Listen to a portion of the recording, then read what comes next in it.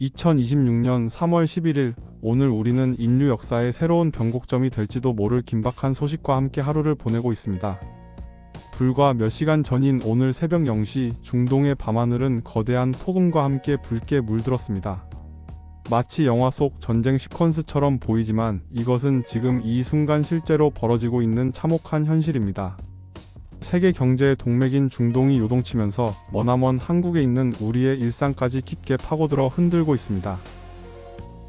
먼저 오늘 새벽 발생한 군사 행동의 실체부터 알려드립니다. 미 국방부는 작전명 에픽 퓨리, 즉 서사적인 분노로 명명된 대대적인 공습을 이란 전역의 주요 군사 거점에 단행했습니다. 미 중부사령부의 발표에 따르면 이번 공습은 단순한 경고 차원을 넘어 이란의 핵시설 방어망과 핵심 탄도미사일 기지, 그리고 무인기 생산 공장을 타격 목표로 삼았습니다.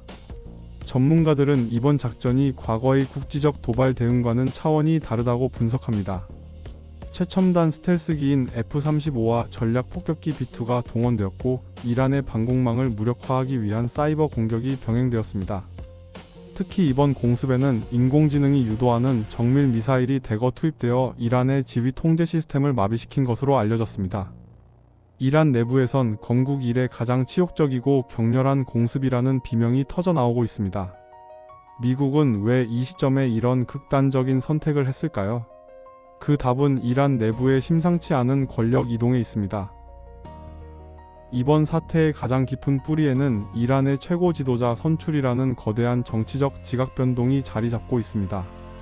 최근 이란 전문가들 사이에서 끊임없이 거론되던 알리 하메네이의 차남 모즈타바 하메네이가 마침내 최고 지도자 자리에 올랐습니다.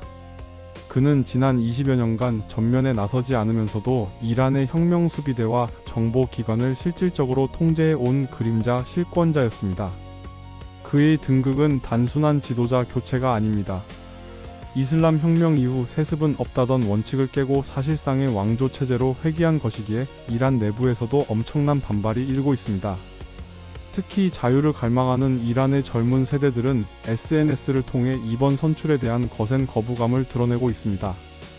미국과 이스라엘은 모즈타바의 등극을 중동 평화에 대한 직접적인 선전포고로 간주하고 있습니다. 모즈타바 하메네이는 선출 직후 이스라엘의 소멸과 미국 패권의 종말을 첫 메시지로 던졌고 미국은 이에 대한 즉각적인 대답으로 에픽 퓨리 공습을 선택한 것입니다. 지도부 교체기에 가해진 치명적인 공습은 새로운 지도자의 권위를 실추시키고 내부 분열을 가속화하려는 고도의 심리전이기도 합니다. 군사적 긴장은 이제 바다로 옮겨 붙었습니다. 세계 원유 수송량의 20%가 통과하는 에너지의 목동 호르무즈 해협이 폐쇄 위기에 처한 것입니다. 이란은 공습에 대한 보복으로 해협 내의 수천 개의 기뢰를 부설하고 지나가는 유조선들을 납포하겠다고 위협했습니다. 사실 기뢰는 바다의 지뢰라 불릴 만큼 탐지가 어렵고 파괴력은 막강합니다. 특히 이번에 이란이 부설을 시도한 기뢰들은 단순한 부유식 기뢰를 넘어 선박의 소음이나 자기장을 감지해 스스로 타격 지점을 찾는 첨단 지능형 기뢰인 것으로 알려졌습니다. 이런 기뢰 한 발만으로도 거대 유조선이 순식간에 두 동강 날 수 있기에 해운사들의 공포는 상상을 초월합니다. 실제로 오늘 새벽 이런 치명적인 기뢰를 설치하려던 이란의 고속정 및 부설선 열척이 미 해군의 정밀 타격에 의해 순식간에 수장되었습니다. 미군은 해상 자유항행권을 침해하는 어떤 시도도 용납하지 않겠다며 항모전단을 전진 배치했습니다. 하지만 수중에 이미 깔렸을지도 모를 잔존 기뢰에 대한 공포로 인해 세계 주요 해운사들은 희망봉으로 우회하는 경로를 택하거나 호르무즈 해협 통과를 무기한 중단하고 있습니다. 이로 인해 물류비는 폭등했고 유럽과 아시아를 잇는 공급망은 그야말로 마비 상태에 빠졌습니다. 경제시장은 그야말로 패닉과 안도를 반복하고 있습니다. 전쟁 발발 직후 브렌트유는 배럴당 $100를 돌파하며 전 세계 경제를 공포로 몰아넣었습니다. 오일 쇼크가 재현되는 것 아니냐는 탄식이 곳곳에서 터져나왔습니다. 그런데 오늘 오전 반전의 드라마가 펼쳐졌습니다. 트럼프 미국 대통령이 성명을 통해 우리의 군사 목표는 명확하며 이란이 대화 테이블로 나온다면 작전을 조기에 종료할 준비가 되어 있다고 언급한 것입니다. 이 발언이 전해지자마자 알고리즘 매매가 쏟아지며 치솟던 유가는 마법처럼 11%나 급락해 $80대로 주저앉았습니다. 하지만 이 현상을 두고 전문가들은 경고합니다. 지금의 유가 하락은 사태의 근본적인 해결이 아니라 단기적인 심리적 안도감일 뿐이라는 거죠. 한 정치인의 발언에 전 세계 경제가 이토록 취약하게 요동치는 현실 자체가 거대한 불확실성 그 자체입니다. 만약 이란이 대화를 거부하고 호르무즈 해협에 실제 타격을 가한다면 유가는 순식간에 150달러를 넘어 전 세계적인 스태그플레이션을 불러올 수 있다는 암울한 전망도 여전합니다. 우리나라의 경우 이번 사태는 단순히 주유소 기름값이 오르는 문제에서 끝나지 않습니다. 대한민국 수출의 기둥인 반도체 산업의 공급망 쓰나미가 닥치고 있기 때문입니다. 반도체 제조에 필수적인 헬륨과 요소, 황 등 특수 원자재의 중동 의존도는 상상 이상으로 높습니다. 특히 헬륨은 반도체 웨이퍼의 세정과 미세 공정의 냉각에 없어서는 안 될 핵심 자원인데 호르무즈 해협이 막히면 수급이 사실상 중단됩니다. 삼성전자와 SK 하이닉스 등 주요 기업들은 이미 비상 경영 체제에 돌입하며 전략적 비축분을 점검하고 있습니다. 하지만 기름은 비축분이라도 있지만 특수가스는 재고가 바닥나면 라인 자체가 멈춘다는 현장의 공포는 매우 실질적입니다.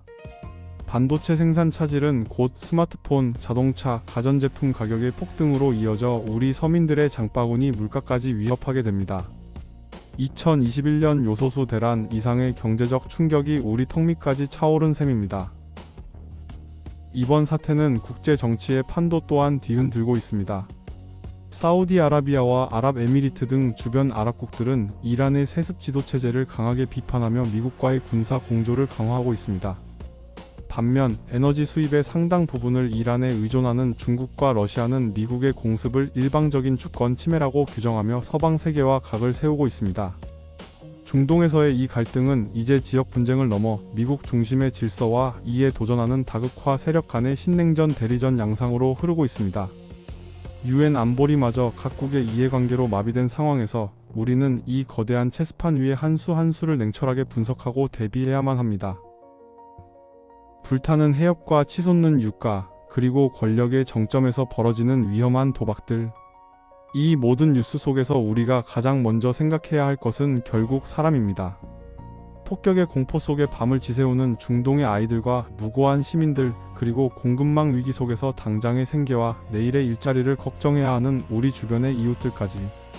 전쟁과 갈등이 만들어내는 거대한 파도는 결국 평범한 우리들의 소중한 일상을 가장 먼저 핥히고 지나갑니다.